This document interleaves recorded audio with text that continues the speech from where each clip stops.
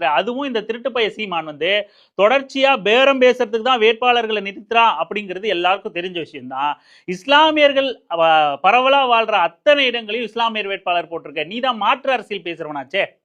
தலித் பரவலா வசிக்கிற இடத்துல மாற்று சாதியினர் வேட்பாளரா போடணும், மாற்று சாதியினர் வசிக்கிற இடைநிலை சாதியினர் வசிக்கிற இடத்துல ஒரு தலித்த வேட்பாளரா போடணும்னு பேசுறவன் தானே நீ. ஏன் திருமாவுக்கு பொது தொகுதியில கவலைப்படுற நீ ஏன் இஸ்லாமிய சகோதரர்களை கூட்டு வந்து இஸ்லாமியர்கள் வாழ்ற இடத்துல நிக்க வைக்கிற? தலித் நபர்களை ஏன் தனி தொகுதிக்கு மட்டுமே தேர்ந்தெடுக்கிற? ஏன் மாற்று தொகுதிக்கு தேர்ந்தெடுக்கல?